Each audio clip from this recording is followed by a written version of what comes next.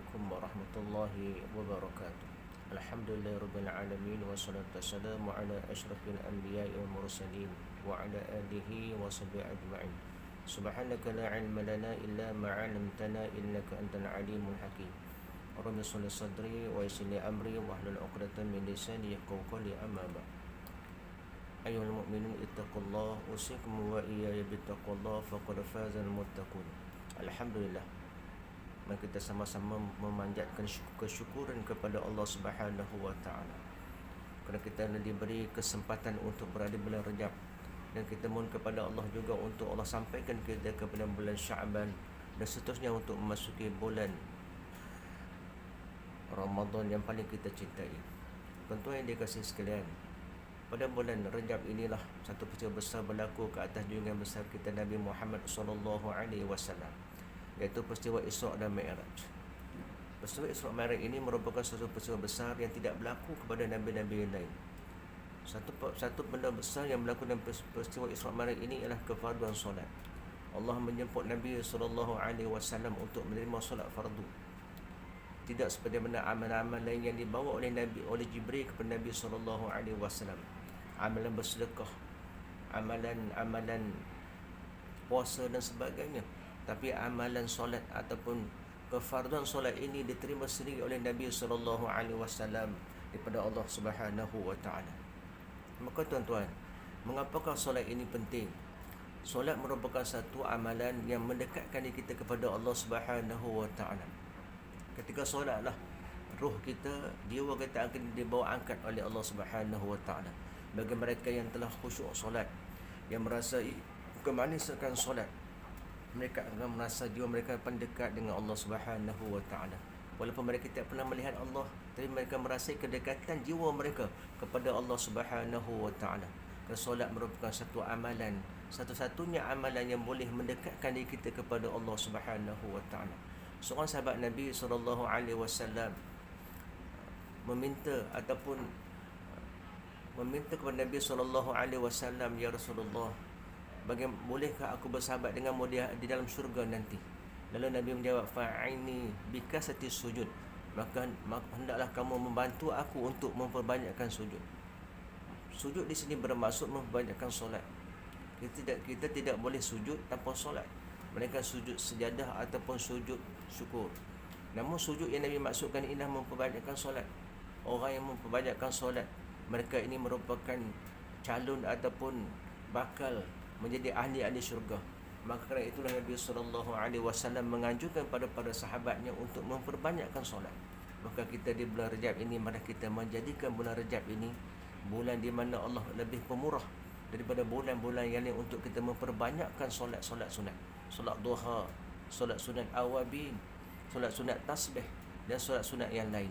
Solat witir, solat tahajud.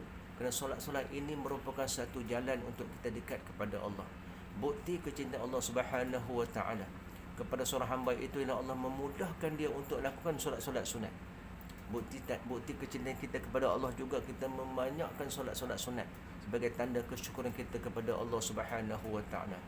Di bulan Rajab ini juga tuan-tuan, kita juga dianjurkan untuk memperbanyakkan bersedekah. Kerana sedekah ini juga merupakan jalan untuk kita mendekatkan diri kita kepada Allah Subhanahu wa taala. Sedekah yang kita hulurkan di waktu subuh merupakan satu amalan yang paling baik sekali. Kerana disuruh kita bersedekah pada waktu subuh ini, kerana pada waktu subuh inilah ada dua orang malaikat yang menunggu di tabung-tabung. Tabung-tabung infak yang akan mendoakan orang yang menginfak pada waktu tersebut. Dan seorang malaikat lagi juga akan mendoakan dan kefakiran dan kemusnahan kepada harta mereka yang tidak menginfakkan harta mereka pada waktu itu.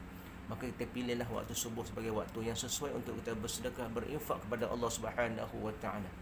Dan setelah kita menginfakkan harta kita, bersedekah, maka kita dianjurkan untuk berdoa kepada Allah Subhanahu wa taala. Doa-doa yang kita inginkan, yang kita mohon kepada Allah ketika kita telah selesai untuk meletakkan duit kita dalam tabung-tabung masjid dan seumpamanya. Kan doa ketika itu akan diterima dan didengar oleh malaikat dan diaminkan oleh malaikat. Sebab itu para ulama menyebut kalau kita bersedekah, maka bersedekah dan diikuti dengan doa. Jangan kita masukkan duit dalam tabung masjid sahaja lalu kita berlalu pergi, maka kita telah rugi, tidak merebut peluang saat-saat mustajab doa tersebut.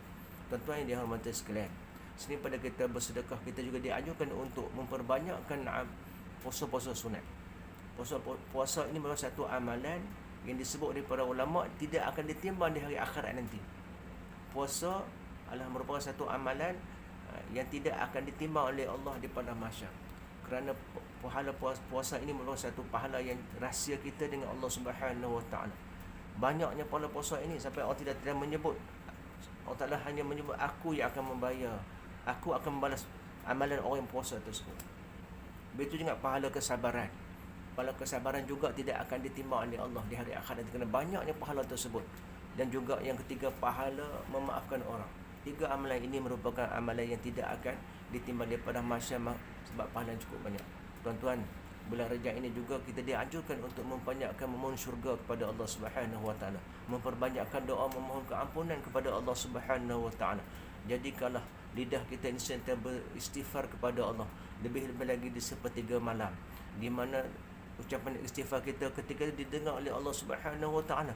Allah Ta'ala hanya menunggu untuk kita mengucap istighfar untuk diberikan keampunan kepada kita. Maka kita berazamlah, berusahalah untuk menempatkan diri kita di sepertiga malam, memohon keampunan daripada Allah Subhanahu Wa Ta'ala. Tuan-tuan, sekadar itu dulu tazkirah kita, tazkirah sempena bulan Rajab ini daripada SK Sayung. Mudah-mudahan perkongsian ini beri manfaat kepada kita untuk menambahkan lagi kecintaan kita kepada Allah Subhanahu Wa Ta'ala, kecintaan kita kepada melakukan ibadah, untuk memohon keampunan dan menarik rahmat daripada Allah Subhanahu Wa Ta'ala. Tidak ada orang yang boleh masuk syurga Allah dengan amalan-amalan mereka. Sebanyak mana pun amalan kita di sisi Allah, maka kita masih tetap juga mengharapkan rahmat daripada Allah Subhanahu Wa Ta'ala untuk mendiami salah satu syurga Allah di hari akhirat nanti. Sekian, assalamualaikum warahmatullahi wabarakatuh.